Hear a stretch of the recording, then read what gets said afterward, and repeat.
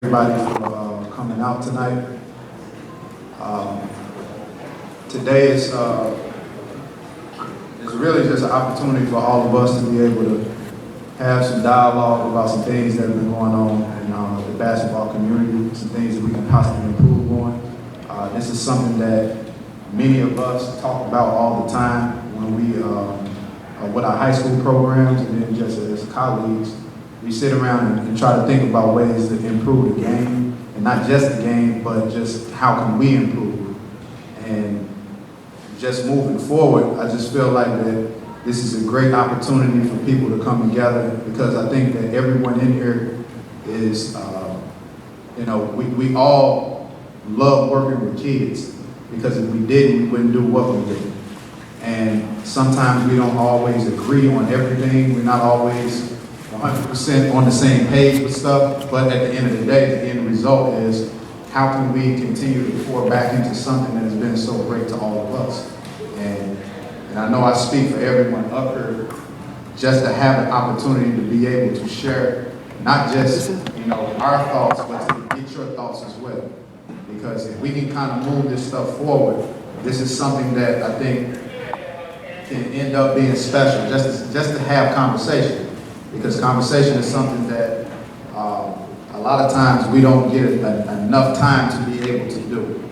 It's how can we improve? How can we look back on things and say that we don't like this, but this is what needs to happen. This is how we can do that. This is how we can develop our relationships to be better, so we can better serve the kids. So again, I want to thank you, first of all, for coming. This will be actually put out in the link. I know there's a lot of people that have reached out that that want to watch it, so we're going to make sure that we get it up, because one thing I want to do is definitely let everyone that we have up here get a chance to share their wisdom and their knowledge of the game.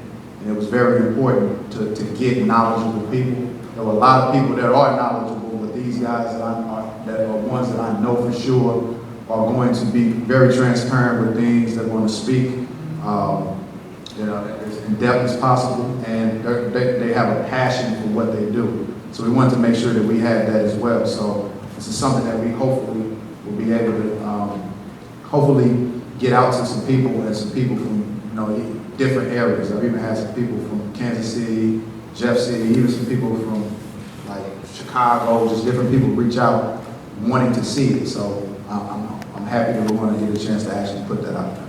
So again, thank you. Now I want to introduce Daniel Bandy, who's here to my right. He's going to serve as the moderator. He's going to pose the questions. He's actually going to, at the end, he's going to be able to come around, and if any of you have questions or comments, he's going to be the person that's going to facilitate all of that.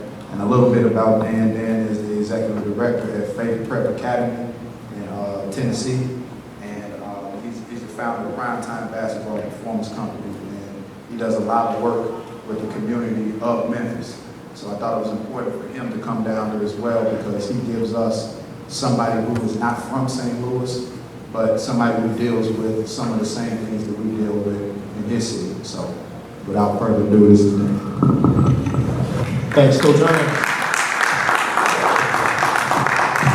Good evening, everyone. We're going to jump right in and introduce each one of these talented men here.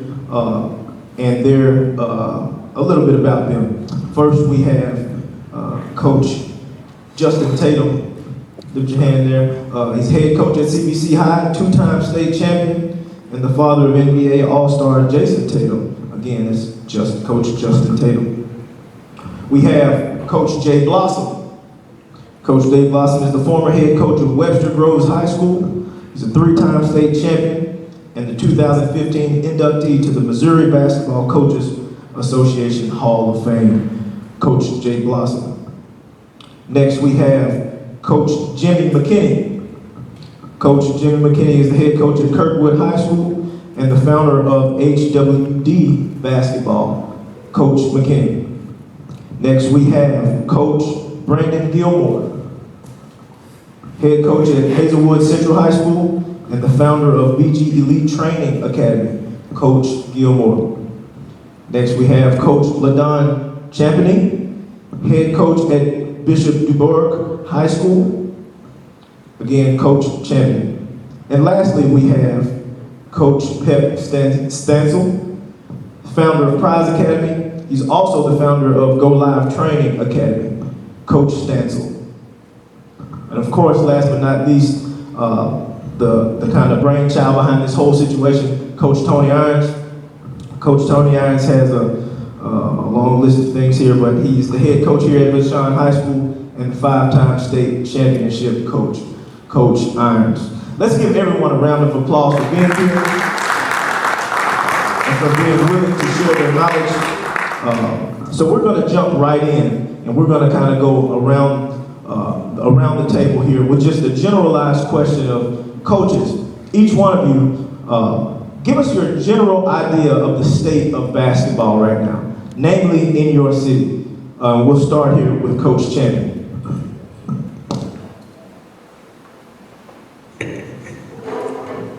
So I think there's a lot of areas of growth in our community as far as basketball goes. I think it needs to come down to the antecedent, like from the beginning. What is our overall goal? Like, what do we want to do with our youth? I think it needs to be steered towards the end game. Like, where do we want to see our kids grow? How do they develop versus such a big contingent on winning at the second grade. You know, I'm a big proponent of those trophies and all those things they win in the second grade. They're gonna lose those things. You know, what happens to them when they're 17 years old and they're going for a scholarship? What is their character like? Like, how are we building our kids? I think we need to start there. I mean, he hit it on the nose. It start at the youth. It start at the youth. I have an AAU team, as he said, and I'm just trying to develop their minds. Trying to develop their minds so when they get to high school, they're already ready. So I think it's just really start at the youth. For me, I think the state of the game right now in Missouri is really good talent-wise. I think we have some of the most talented kids in the country. But I think that we have a disconnection between our high school and our lower level, and even between the high school coaches where we can make it enhance it a lot more. But I think talent-wise, we have a lot of talented kids coming up in the lower age and even in high school here. But we have to find a way to strengthen their minds and not just so worried about, you know, where their end goal is, but a lot of them really can achieve it. We got to make sure that we find a way to build them internally.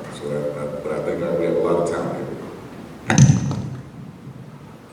I would say, I think that the game is in a space where, like Coach Tatum said, talent-wise, I think it's as high as it's ever been. I think that we have a lot of people who are generally invested in the youth.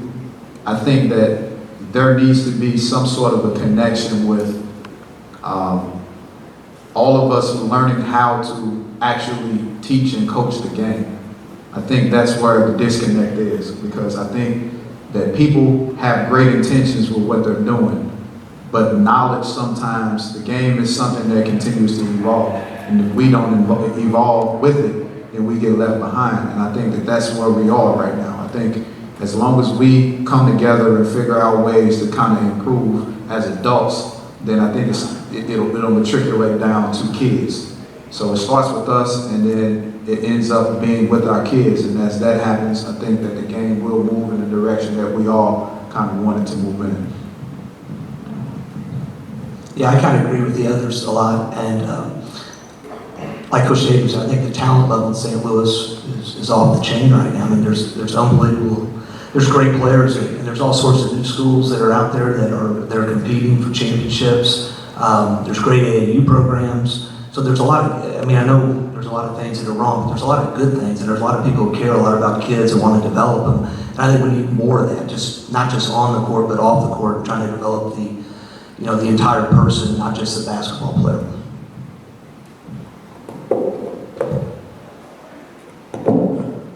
To me, I think it's in a good place. I think talent-wise, it's really, really good. I think the kids are kind of different from us because I don't think they're as mentally tough as we were growing up, but I think we could get it back to that. And then with the adults, I think it's a lot of division amongst the adults, or some people like clout seeking and stuff like that. I think that has to get cleaned up. But as far as the kids, I think the kids are heading the right way, getting the right development. We just gotta just keep them on the right course.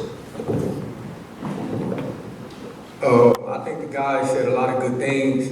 These kids today can definitely really play. I think they more, my personal opinion, I think they're more skilled in a place that we've never been before. But that comes with the evolution of the game, how many trainers and how many different basketball minds we really have involved. But with that, like Tony was saying, with evolution, I think as coaches and instructors, we have to be willing to evolve as well. The game is changing. These kids are different than us. I just graduated 10 years ago and they different than myself. So we can't keep trying to make them us. And we gotta let them be themselves, and it's a thin line. We don't necessarily want the kid to have it that way, because we also gotta show them discipline, because we in a way now where if you discipline a kid, we feel like they leave. So we got some people who scared to discipline because they scared they're gonna lose the kid. But we gotta continue to discipline kids, but we gotta find that thin line of continue to let them evolve and be special. These kids are very innovative. Some of the things they do with the basketball and even off the basketball court, we haven't seen before. So we gotta find a way to let them be themselves while getting across that message of discipline and just continue to have good character and be better people as well. Very good. I think all 7 of those were outstanding replies. And I think it's obvious that this area is flooded with talent, right? And so I think part of why this whole thing exists is, how do we develop it? How do we fill in these holes and gaps in development and the character of these young men? So that's kind of what we're going to go to. We're going to go straight into some of these areas that we feel like maybe need to be addressed initially, so that we can start kind of answering some of those questions or fixing some of these issues. And first, we'll just start off with the player development piece. The question that asked is, what tools or skills should players have coming into high school? And we want to kind of just allow you guys to speak out freely. If you have a thought, just jump on out with it and speak to that. What are some of the skills that players should have coming into high school from the middle school level? I'll start off a little bit. Besides making layups, left and know what your left and right hand is, trying to understand the game mentally a little bit more, knowing what it takes to make a dime or down and back, or to communicate, learning how to kind of get out your comfort zone. And it should not be so wait till you're a junior or senior to see that adjustment. And so those are the type of things that I want to see out of the middle school kids, because we're going to teach you how to play basketball. We're going to teach you how to adjust in game situations, the things that we do, because we take care of you within the high school and outside as well. But if you're not mentally ready to know what it takes to compete against your friend, or know that he's not your friend on the court at that time, we're fighting another battle. So we're also trying to coach and manage our team as well. So for me, it's like just come try mentally prepared, and understand that you're going to get challenged by your freshman coach or your JV coach or your varsity coach, but don't shut down or don't give up or don't leave or don't do none of those things that we kind of mentioned earlier. So it's just the mental part, the mental toughness that I would like to see more of these youth. With me, I think it's more competitiveness every day. I think a lot of kids don't know how to compete every day. Like every day, every drill, you compete. You compete to make yourself better and to make your teammates better. So I think a lot of kids have to learn how to compete at a high level every day. And just another thing, just with our skill getting better, just IQ and just feel, just knowing situations. With me training kids, I really work a lot on situations so they can learn how to do that, because that'll kind of help put them ahead of the curve. As we talked about skill set already, majority of these kids are coming into high school more skilled year by year. So when we talk about development, I've never been a high school coach, but just watching the game, these kids have to learn how to play. I think when we talk about what's different over the generations, these kids don't go to the parks anymore where they got to learn how to play a role. They don't have to play with older kids where you only get a shot when you got to sit in the corner and you got to guard the best player. That's the only way we're throwing you the ball. You got to wait all day to just get on the court. They don't have that experience, but they always training. So these kids have to be put in with their trainers or whoever they're working with, they got to start teaching concepts. But I also think that comes from the disconnect between high school coaches and trainers. Everybody wants to be the one that gets credit for the kid. I'm the reason you like this. I'm the reason you like this. Instead of you working with like, all right, head, I got 4 or 5 kids coming there next year. What y'all running? What, you know what I'm saying? What was the issue with your freshman this year? And that's what Tone is talking about with conversations. Once we start having these conversations and all get on the same page, and it's really genuinely about the kid, we'll see that improvement from freshmen coming in and being ready. Because they can hoop. It's just a mind thing. Yeah, I was going to agree with that. I mean, the kids coming into me are so much better, and that makes it so much easier, in my opinion, as a high school coach, because they are more skilled. And I always thought at the high school levels, when you start to, trying to teach them that mental toughness, physical toughness, things along those lines. I don't know if a junior coach, where you're only getting to practice once a week, twice a week, if you can develop all those things. But the skill development, the improvement I've seen in my 30 years, it's off the charts, and it makes it a lot easier to work with the kids. There's still a lot to do, but as far as coach talking about credit and stuff, I mean, I never really cared who got credit as long as we won. So, but I don't know. I think youth coaches are doing a good job at developing skills. I think skills coaches are doing a good job, and there's easy to criticize. Well, he does that, he does that. You know what? If they're working on their skills, they're getting better. Coaches right though, the concept stuff like that, but. I figure I got 4 years to work on that, and we'll get that figured out from there. And just a little bit of what they're saying, it goes back to us, wanting to be good in our craft as well. So again, us as coaches, if we spend the time to develop and spend the time to continue to grow in the game, then the better off we are as far as instructing kids. And if we can continue to push them, because there's also this piece out there that at the youth level, a lot of people feel like they have to win because that's the only way for them to advance in the profession. So it goes back to what Ladon said. Is it more about development, or is it more about kind of showing what I can do so I can take the next step in my journey? And that's some of what we deal with, especially at the lower levels, because it's about the kids, it's about their growth. But at the same time, everyone has aspirations of possibly doing more than that. And there's nothing wrong with that, but that can't be at the centerfold of all of this, and it can't be at the expense of the kids. So if it's more of worrying about how they're going to develop as basketball players and as people, then the winning and losing will take care of itself. And there shouldn't be as much, I feel, put into actually wins and losses, more so being put into what we can do to help this kid become the best version of himself. Yeah, and just piggybacking on what Tone's saying right now, I think kind of to make an example of that, when you in youth sports, I know personally, coaching AAU, I've been dealing with that where I have a really, really talented kid that I see putting him off the team. I think that's going to push him to the streets. I think he's a kid that's borderline of that, but we have consistently taken him back after he's made mistakes that you just don't make.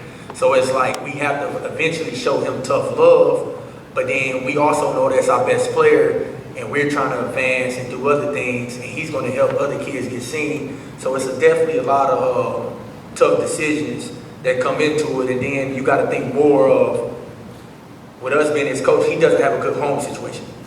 So I think every kid has a different case, and that's why I think youth coaches have so much more sometimes to deal with than what people deal with. I know I can only imagine what some of the kids in Bayshine probably got at home, you know what I mean? So Tone, you just can't put a kid off every time, because he might not go home to nothing, and you know what that might mean for him. So it's always those things to kind of have in your mind as well. It's very good dialogue there. Does anybody else want to speak to the player development piece? I know we kind of got a little deeper, which is very good, because under the player development, we wanted to ask how much of emphasis should be put on winning, and you guys have spoken to that a little bit. So with this last piece on the player development, speak to the youth coaches specifically on what should practices be emphasizing at the youth level. And then collaborations, how to utilize your peers to help develop your players. It's kind of a double question there, but let's get two people to kind of share out some of those things very quickly.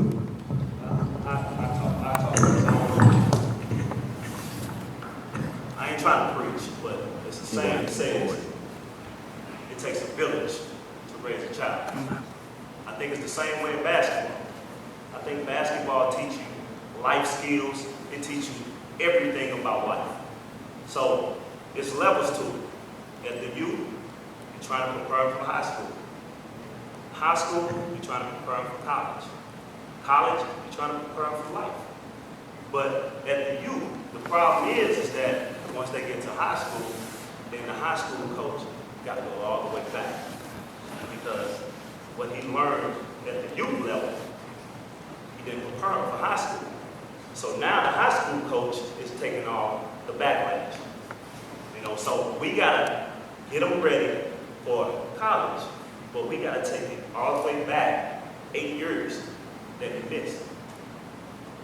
So how is we developing him getting ready for college? Or how is we developing him get ready for life? It starts at home. That's the bottom line. It starts at home. And some of them may not have a home. Some of them may not have a home. But at the same time, we develop in the mind. I think that's the most important thing. Basketball, we all say it. St. Louis is talented. The man above gave everybody talent. What you gonna do with it? And I think we need to prepare our youth, the mind. The mindset will take them a long way. Kobe always say, basketball is like, 85% mental. 85% mental. This Kobe Bryant is one of the greatest players in the world. 85% mental. So how do we get our youth ready mentally? I think that's the development. That's the start. That's what we really should be talking about. Now, Coach McKinney, do you have any specific thoughts on some of the things that we can be doing to develop the youth mentally?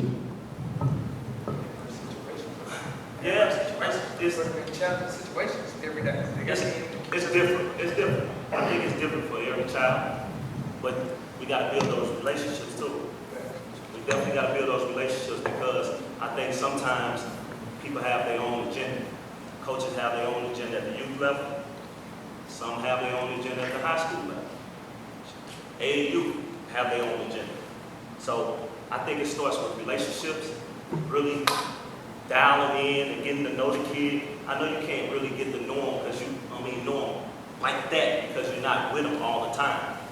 But you can sit down and you can ask him, you can talk to him and really try to get him to open up a little bit more. And then now you can figure out how we can prepare him for the next level with the mental part. Very good. Is there anyone else that wants to speak to that, Coach Champion? Yeah, sure. I think adversity. I think you have to be creative in how you challenge a kid through adversity, but they're going to face it. No matter what, when that kid gets to high school, they're going to face adversity. Whatever level that they're trying to get to, every player is going to face adversity. When we look at kids on the AAU level, swapping different teams every weekend, kids trying to transfer out of their high school. When we look at the NCAA with the transfer portal, kids know how to handle adversity. And I feel like that's one of the biggest issues in our culture right now. We live in a microwave system. Everybody wants it right now. Nobody wants to wait their turn. And I feel like that's one of our biggest issues. And I feel like if kids are able to face that at a young age, I really feel like it helps them so much more when they get older. Real quick, I was able to coach Little League kids, and then I'm able blessed to coach high school now. When I started with them in 4th grade, I'm taking the mentality of what Jimmy was saying, get them prepared for high school. I was probably about 24, 25 coaching them then, but that was my understanding. And I was challenging them like Brandon and Coach Peps over there saying, I challenged them and played them grade up 1 and 2 years every year. But before I got to the kids, I had to get the parents to trust what I was doing. That's the hardest part, to get them to commit to it, to come to practice and see their son might not shine like that kid next to him all the time, but he's just important. And I had to kind of coach and mentally get the parents together as well to stick with it and see the process at the end. And, you know, most of them, 90% of them did that. I was luckily able to have, when my kids left me after 7th, 8th grade to go play or start on the majority of the high schools, where they went, and that was the goal. And those parents that stuck with me, they understood it, and now they're got the kids went to college and stuff like that. But the parents is the person you have to touch first. You got to get them first, and they got to get on board. And you have to be stern about what you're doing.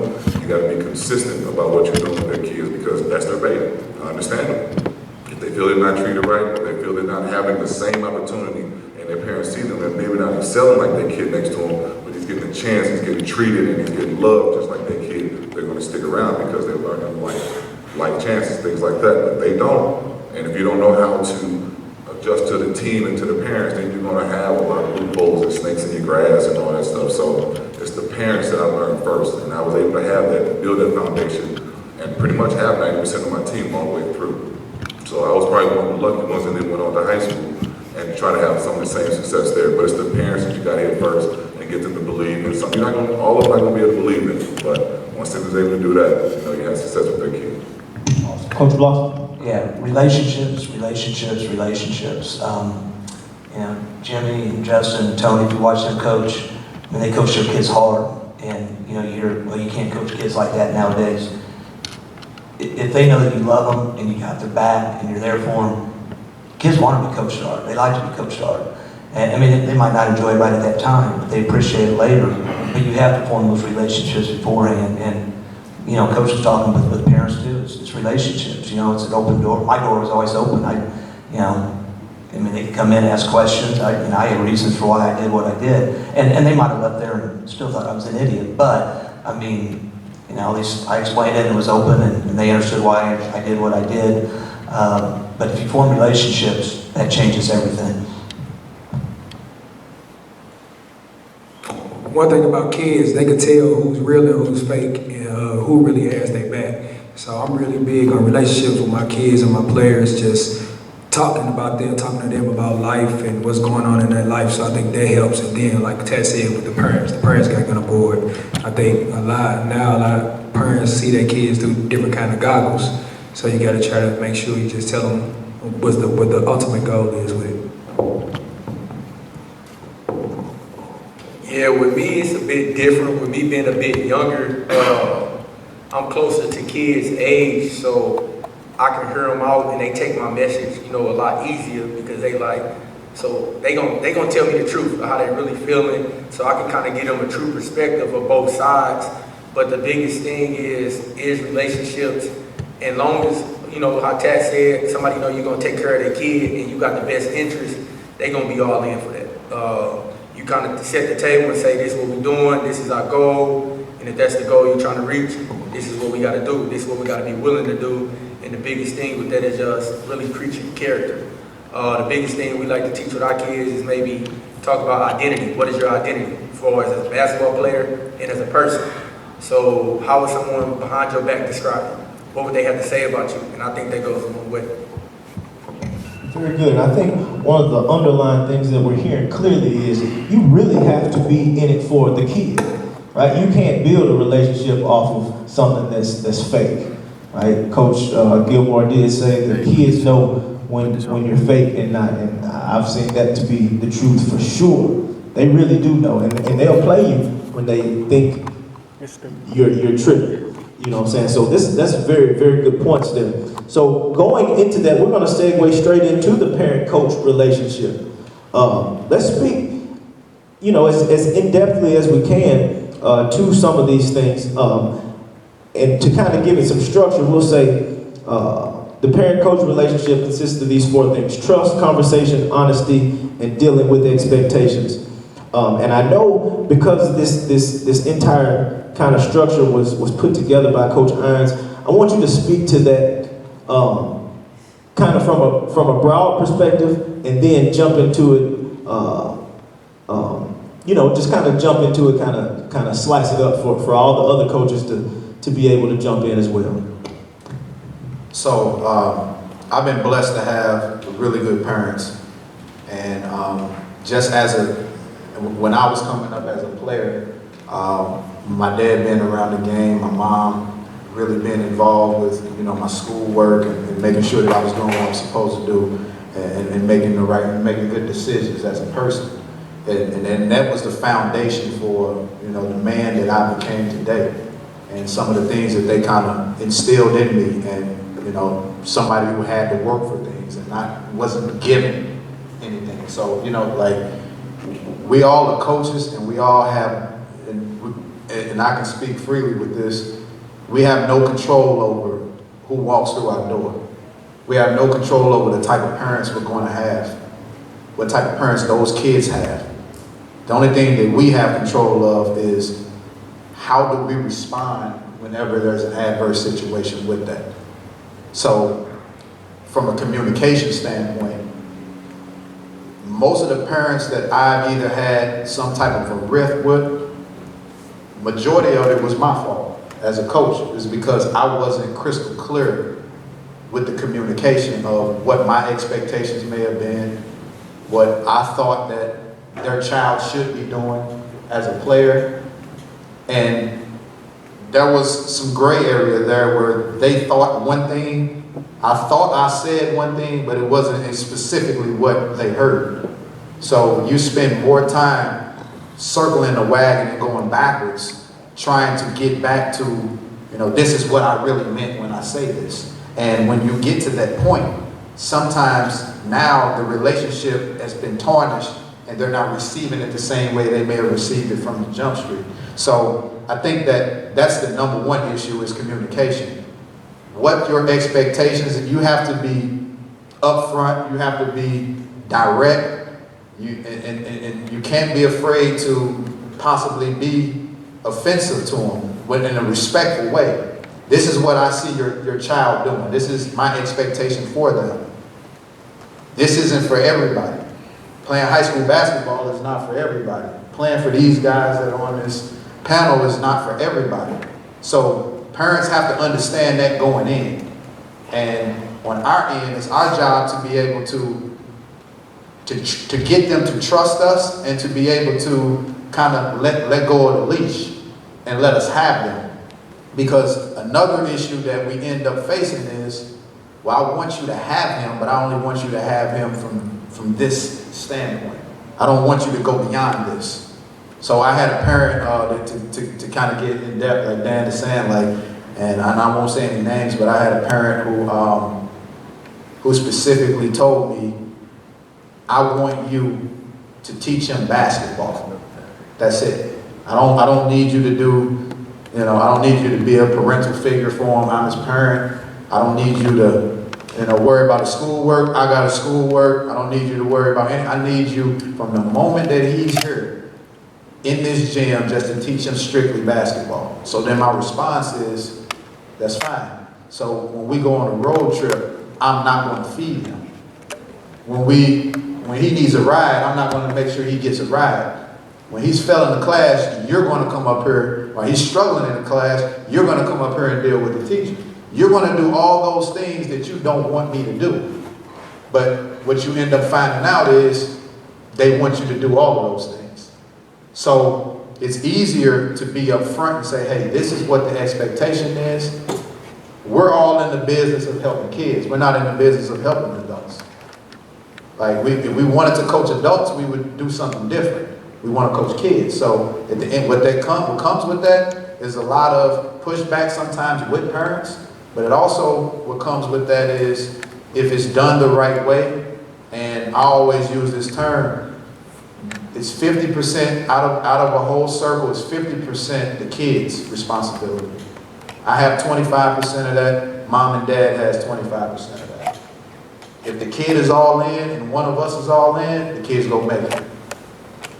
If the kid's not all in and me and mom and dad are all in and we're on the same page, he won't make it.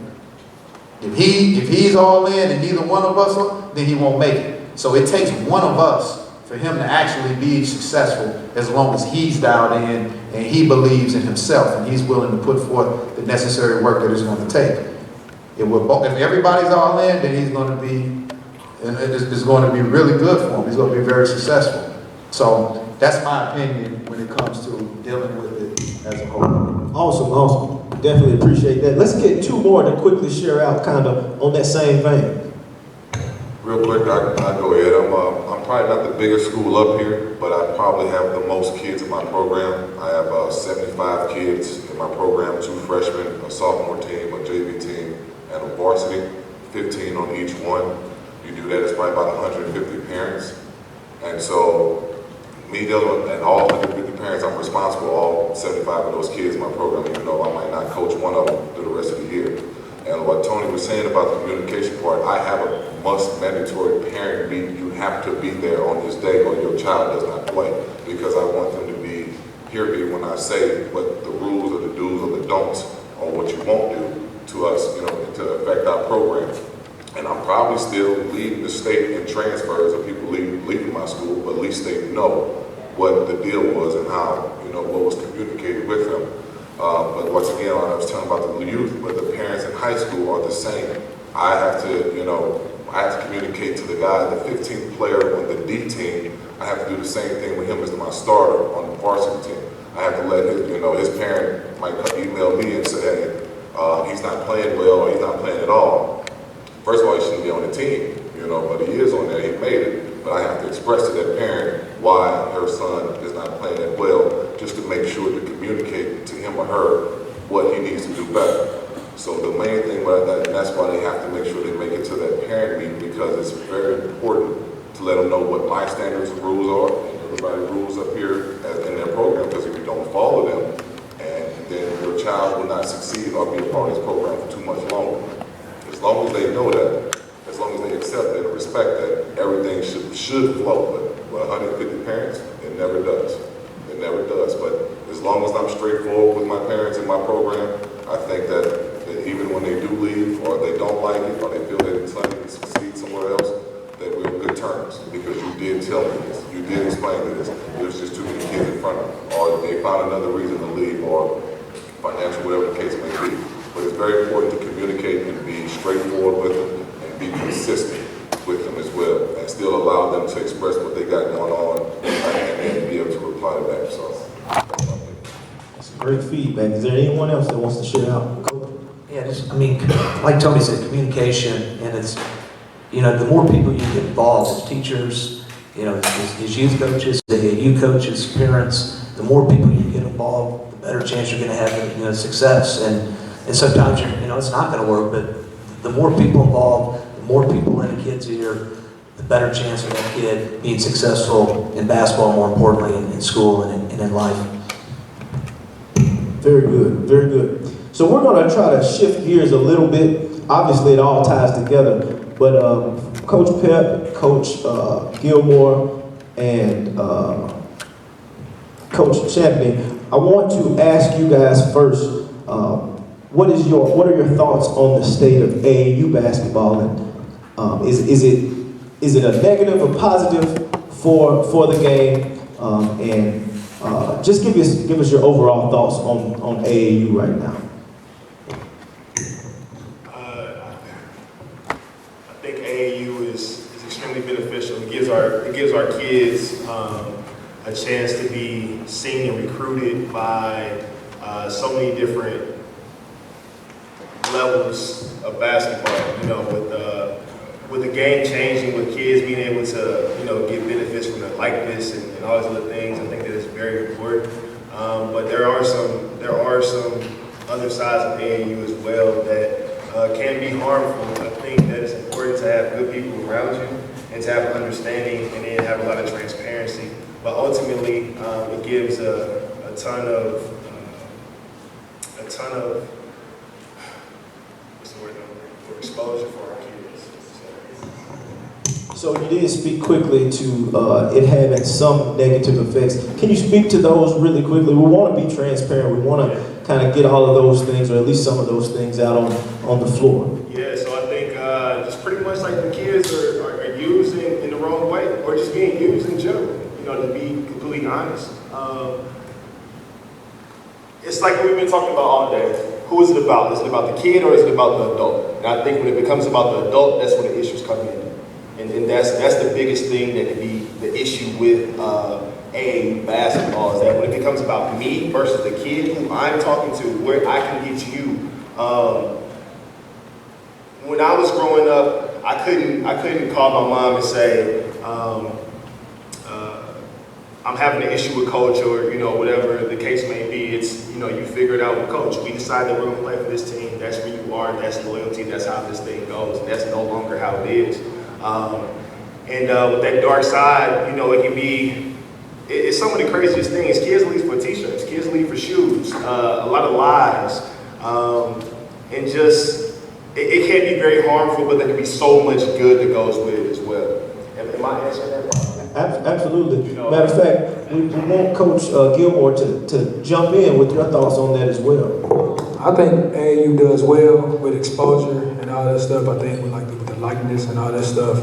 I think it just get bad when adults get involved too much. Like people want to control who this kid plays for and where he goes to school and all this stuff. Like it's all about the kid, getting the kids in school. That's what I'm really big on. As long as these kids going to school, we just got to do right by these kids.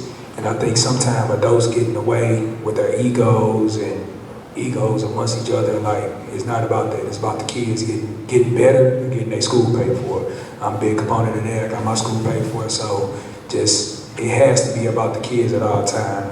AAU is a great platform, just the exposure and all that stuff. I know it's different levels to everything, but I think the adults just got to get out the way sometime and just do what's best for the kids, for real. Before Coach Blossom, go ahead. I think it's definitely a broad subject. But AAU is really good because simply exposure. I don't think college coaches are, to your traditional high school, I don't think they're coming to games that much anymore. Because they don't want to see this guy that could potentially play college play against the D team or those type of things. I think you got certain high schools that's going to always have schools like Bayshine, CBC, Central. Those guys are probably going to get college coaches to come in the gym. At a mid-level, high school, college coaches, there's no reason for them to come there when they can come see top kids play against top kids, because that's what's going to translate. So AAU is always going to have a purpose in that. When we talk about the issues of AAU, I think it's a lot of them. First, like Ed said, a lot of people want to be accountable for kids and that. And then it's a big thin line of over time, what are we supposed to take personal or not take personal? What's this to, if me and Head are friends, but Head tells a kid not to come play with my program, how do I not take that personal? You know what I mean? And then I see Head later on that day, and he like, oh, what up, Pep? Like, no, bro, like, you know what I mean? You telling kids, so what are you saying about me? What are you saying about my character? And then, some people try to play it off like it's just basketball and that type of thing, but no, someone's gonna have an issue with that, you know what I mean? Because we talk about people building and we putting in these work. AAU coaches put in a lot of work. They travel a lot of miles. They away from their families on a lot of weekends. So when you telling people, no, don't do this and do that, it comes off as disrespectful. And you can't really tell someone how to respond once they feel disrespected, you know what I mean? And I think AAU has became a soap opera for a lot of people feel like it's a social status once they're in a certain position. And when we talk about exposure as well, like it's a broad thing. When we talk about exposure, we got an AAU team. And that AAU team was built to put kids in school, correct? That's the ultimate goal. So then you take a place like St. Louis and we say, well, if we're looking to help our community, we all were raised in this community, why aren't all these kids from St. Louis? Because on the flip side of that, we get hundreds of thousands of dollars to win basketball games and try to get kids and eventually put them in these shoe deals. That's part of the game. So we can't, it's hard to tell BBE and Bradley Beal, don't go get these top 30 kids because this same kid in your backyard needs that opportunity. But they playing against a different monster. If we tell them that, they might not be able to compete on the level that we want them to compete on. So it's definitely a thin line. But for the perfect example, we got Lil Rob, CBC. I personally think he's the best point guard in Missouri. he hasn't been playing that much, but he's sitting behind a high-level guy. Everybody's going to have a different perspective on that. So you're going to get hate on the program. So a person that might have sent Rob there, they might not send the next kid. So it's going to be a thin line with all that. I think it takes these conversations moving forward. Like, what is our goal? Is it to get the kids from our community to these schools, this and that, or is our goal to put the best team possible out there? And once we have an understanding with that, if a program comes out and announces, we're trying to put the best team on the floor. We don't care where they're from. We can't knock them for what they do moving forward, because they have told us this is what we're trying to do, this is why we do it, and if we choose to move forward with them, then we got to move forward with that. So it takes communication, I believe. Very good. Coach Blossom? Yeah, I was just going to say, I mean, AAU in high school it's always been this kind of, I've coached some AAU and been around AAU coaches, and a lot of times they spend a lot of time talking about how the high school guys can't coach. And then you go to Missouri Coach Association clinic and high school coaches, you know what they talk about? How the AAU guys can't coach. And from my experience from doing both in the AAU program that I worked with for a year, you know what?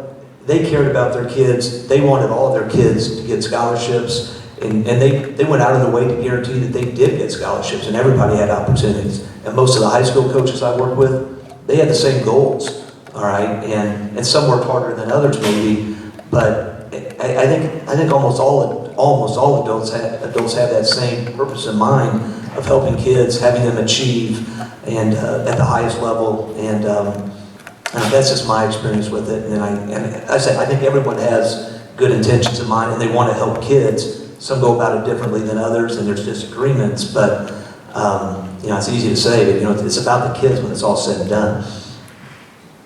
Coach McKinney. I think the problem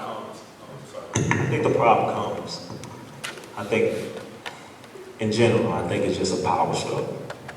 I think everybody wants to be the next Jason Tatum.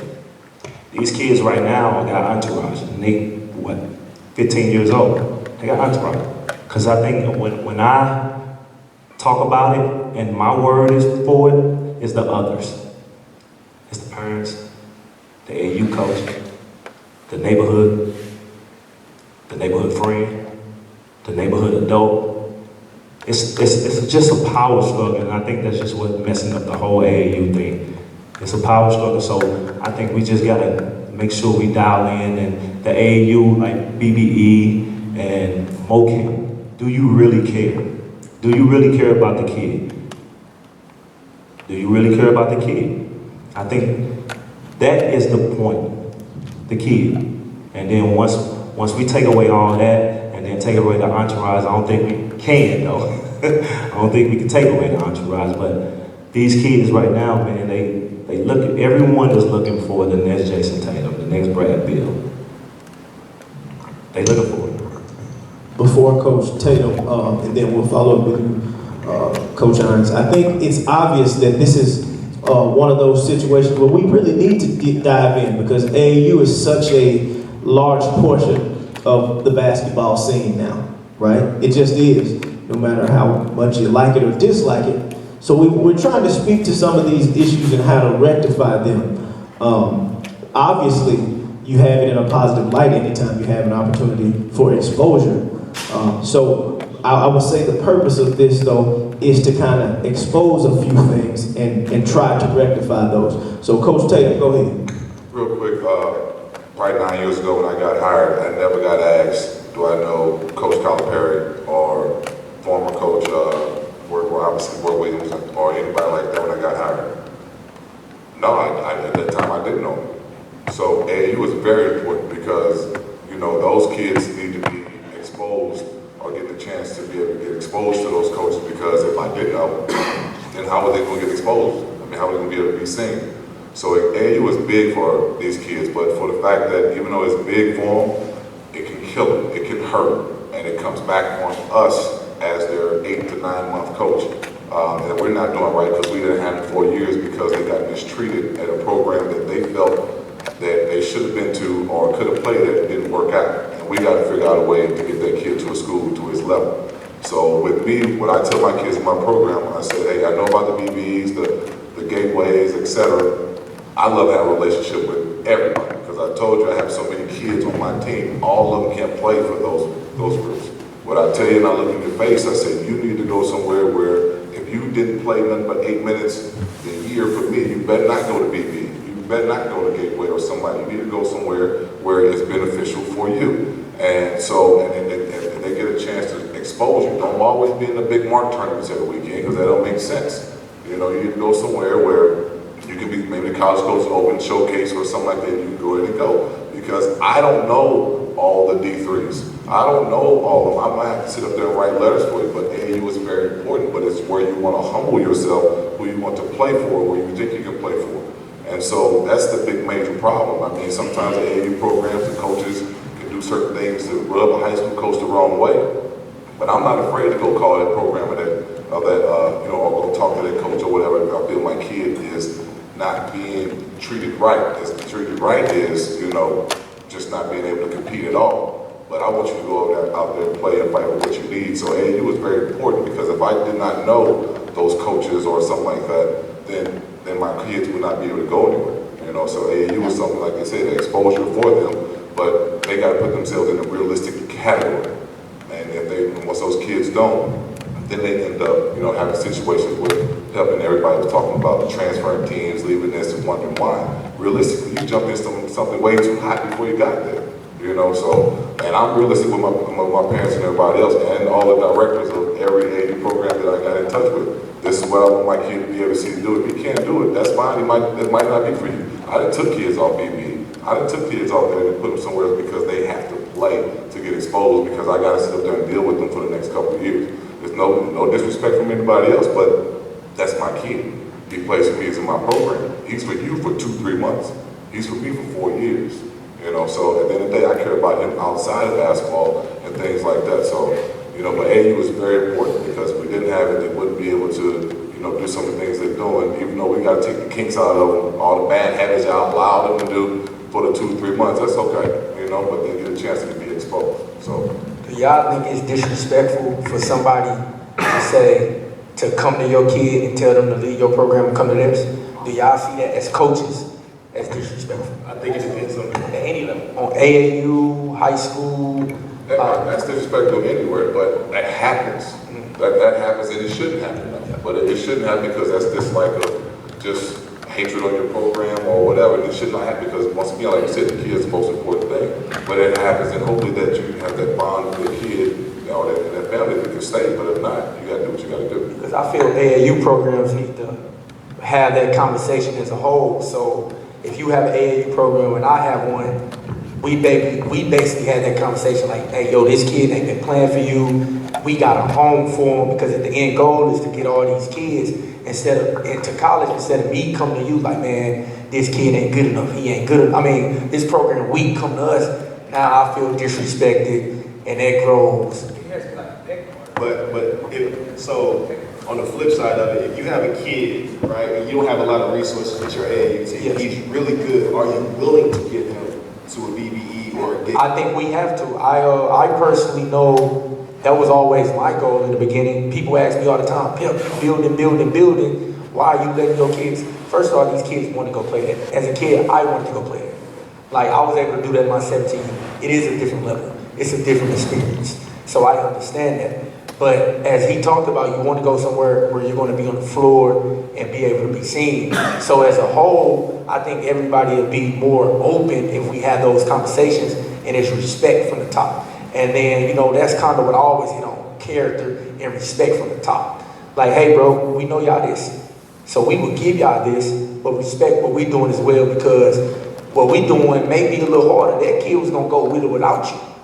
But we kind of in the trenches with kids that's we working, so don't disrespect what we're doing when we show mad love and respect from you. And that's kind of what always my personal grip being with some of the bigger programs where we trying to show love. And I think sometimes that's the disconnect from the OGs and the younger guys.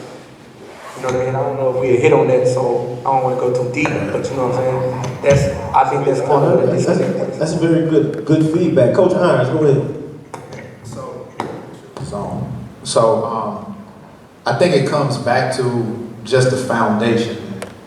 When we speak on a lot of things, so for instance, if I have a kid that is leaving Vashon and is going to transfer to CBC, I expect Coach Tatum to call me and say, hey, there's a kid here that came from Vashon, he's looking to come here. What's your thoughts on that? And one thing that I'm never going to do is I'm never going to bash a kid. And again, if it doesn't work here, that doesn't mean that it shouldn't work somewhere else.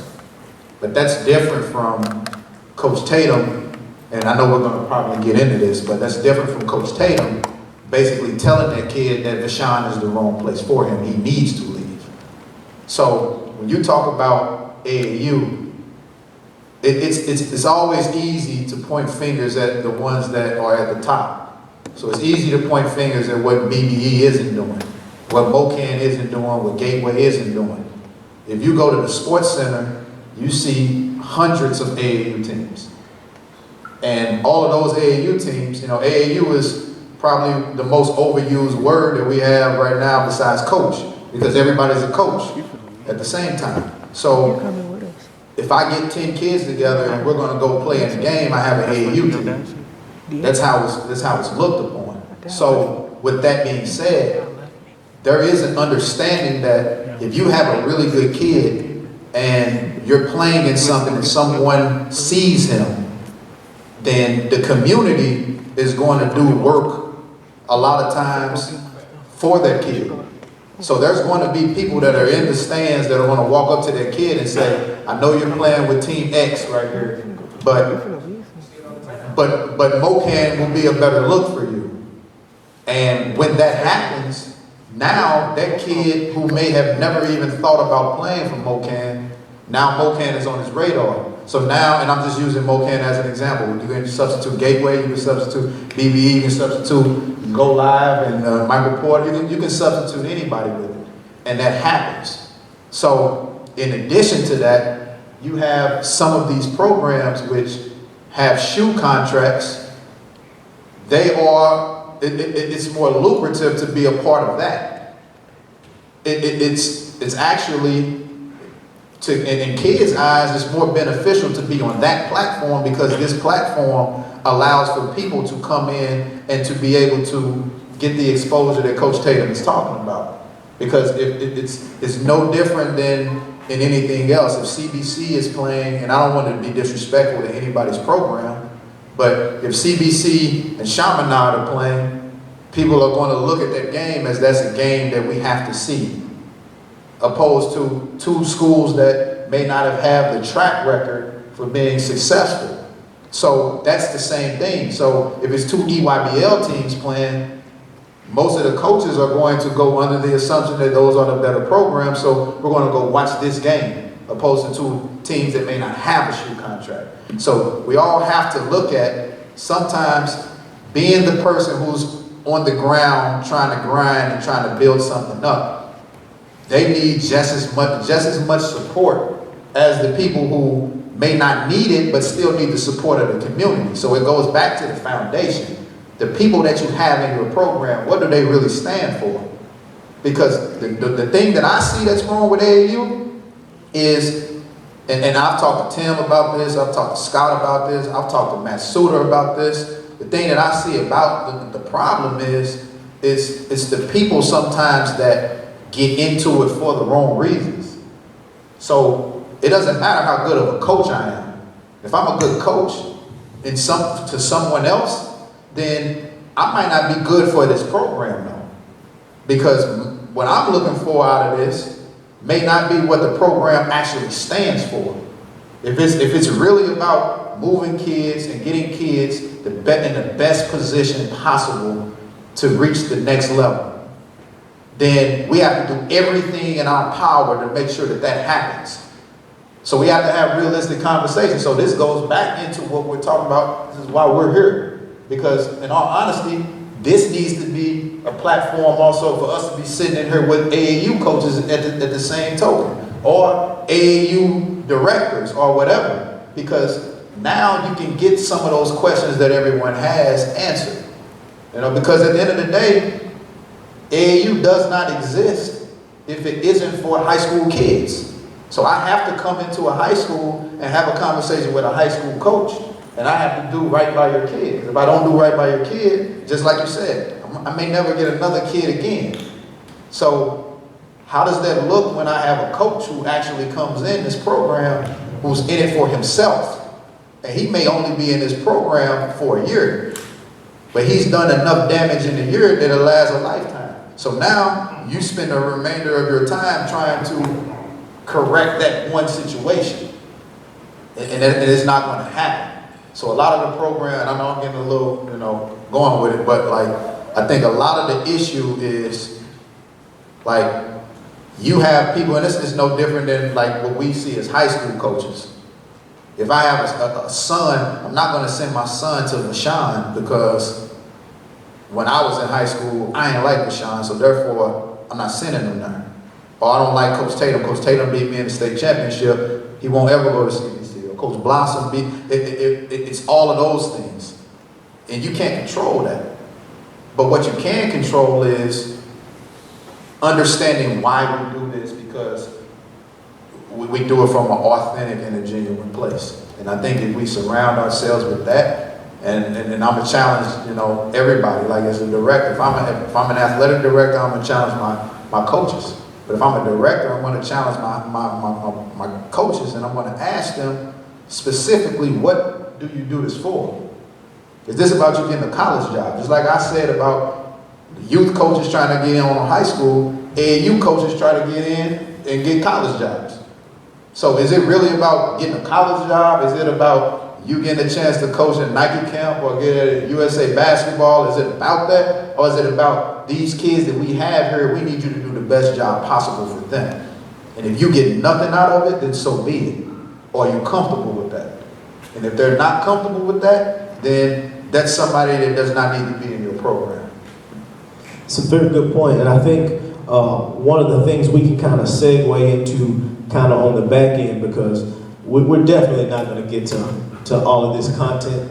There's so much content, and it's 7 o'clock, so we want to be mindful of the listeners, also the coaches in your time. So, but we do want to hit on this one final thing before we ask questions, which is the character of coaches, right? And the etiquette and responsibilities around coaches, because Coach Irons, one of the things that you said is you wanted some of the middle school coaches to be here. You wanted it to be a enriching type situation where coaches can understand their role and how they operate to help shift this whole thing forward. So we're going to kind of round table on some of the things that the etiquette of coaches ought to be, some of the responsibilities and the character of coaches. So just jump right in. I'll start it. I'm going to be brief though, so I can give everybody an opportunity to actually talk about it. But I say this as genuine as possible. One of the reasons we're trying to put this together was for us to be able to come in and to kind of see ways that we can improve this game. It has nothing to do with my personal, opinion or feeling towards Coach Tatum or Coach Champagnie. It has nothing to do with that.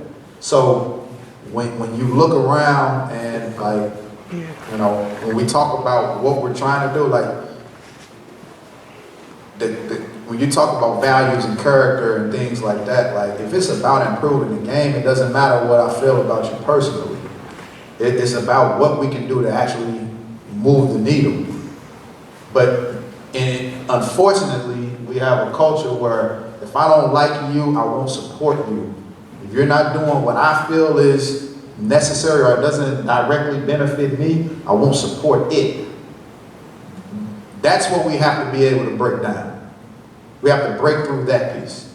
If we can't break through that piece, then we're going to be a hamster on a wheel for the remainder, and it's just going to be, you're going to replace us 7 up here with 7 new people 15 years from now. And that's what we have to change, in my opinion. So your character, And I'm gonna let them speak on that, but that's something I feel like needed to be said. You know, like, this is something you're getting knowledge, people are getting knowledge here, and we're gonna stream it again, but like, it's free. It's free because every last one of us care about the game and want to push the game forward. If we're not doing anything to help it, we're hurting it. So it's not about like who we are individually as people. It's about what we believe in and try to do something that is bigger than all of us sitting up here. So.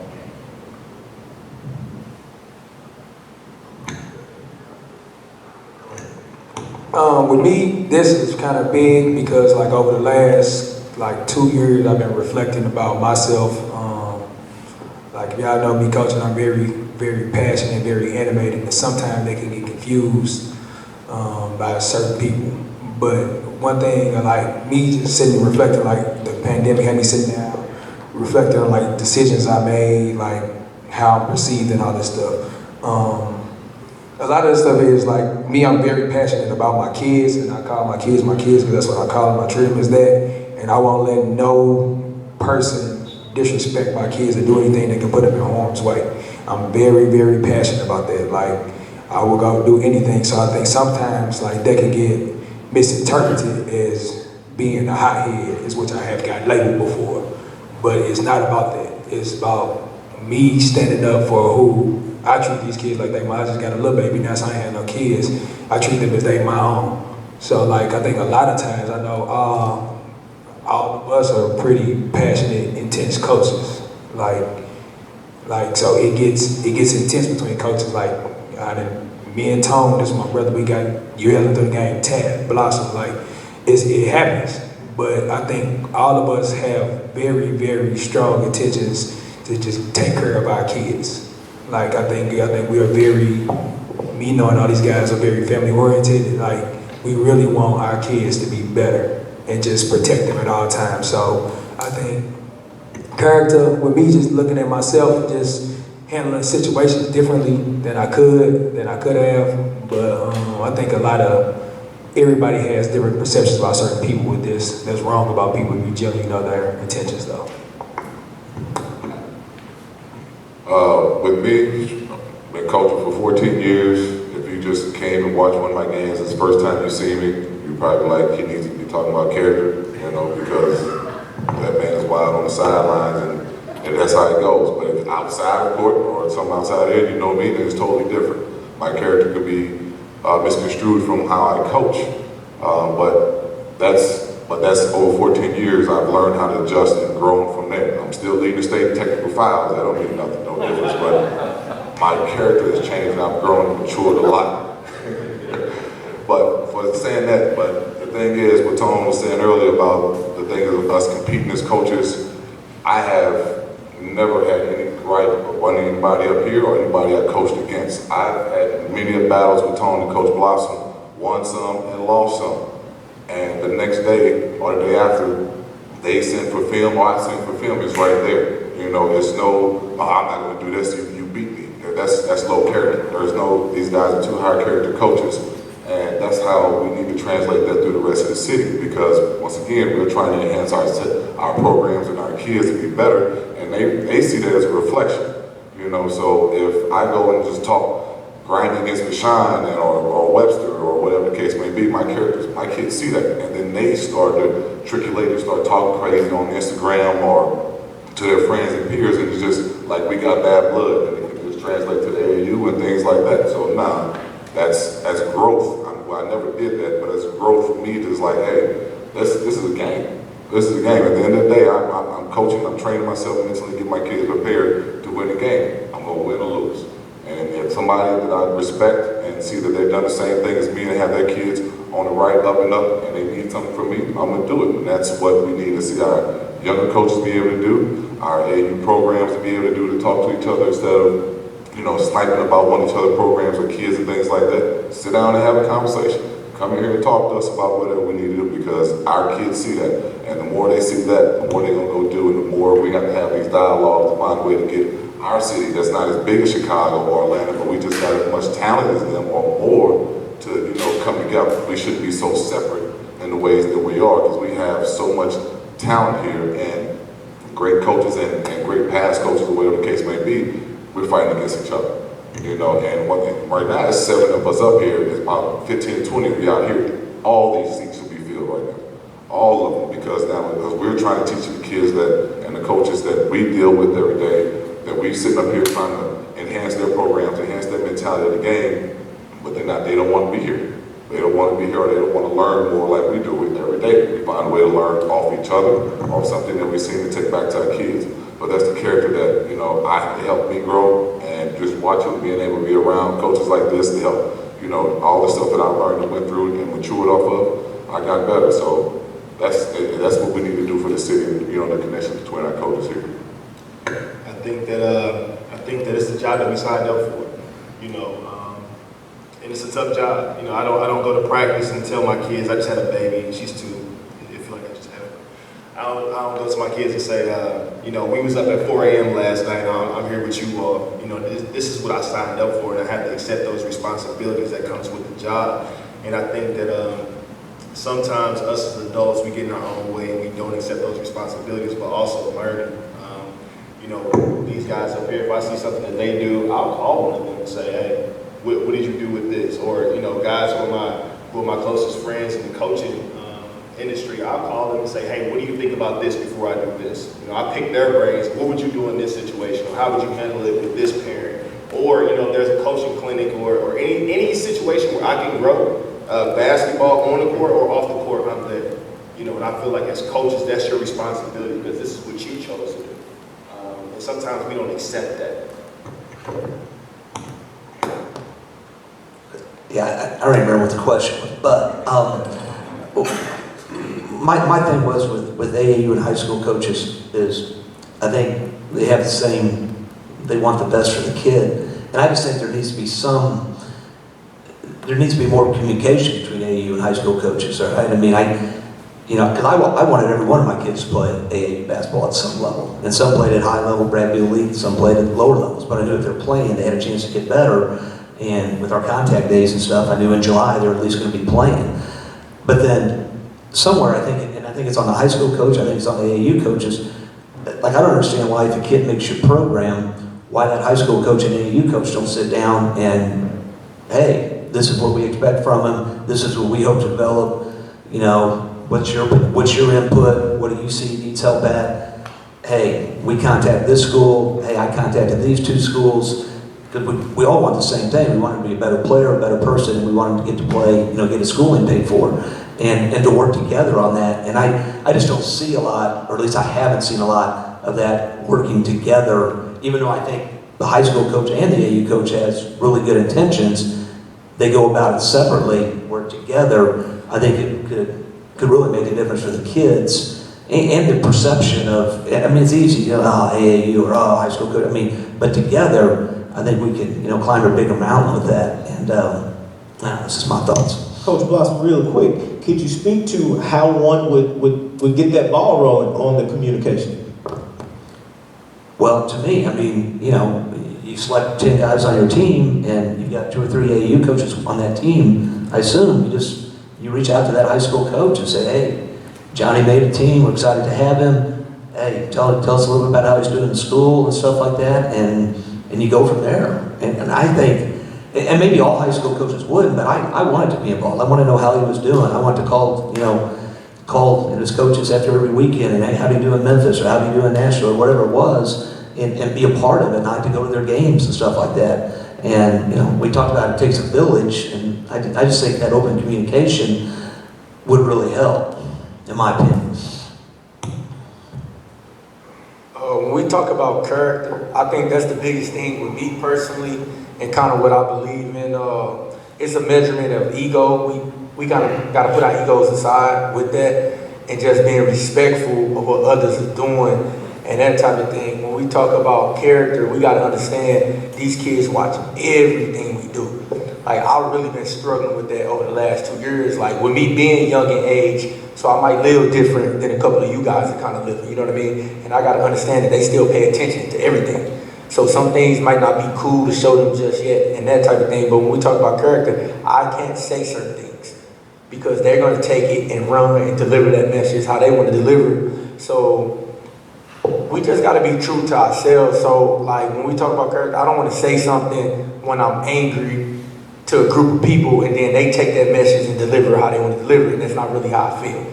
We got to be transparent to how we feel, and then call somebody when you got a problem. Or, you know what I mean, talk and really say what you don't. If you don't like something about my program, give me a call. The same way, like when you like something, you give a person a call. And I think we can grow. If we take that, we can really really grow with that. Just be respectful. That's the biggest thing when we talk about character. Very good. I definitely appreciate all that feedback. I would say when we talk about coaching etiquette and responsibility and character, the word character can be ambiguous sometimes because it's both sides. Character is both negative and positive. You have positive and negative character. And I think from the coach's perspective, we have to kind of calibrate a moral compass somewhere in there, right? There's got to be honesty.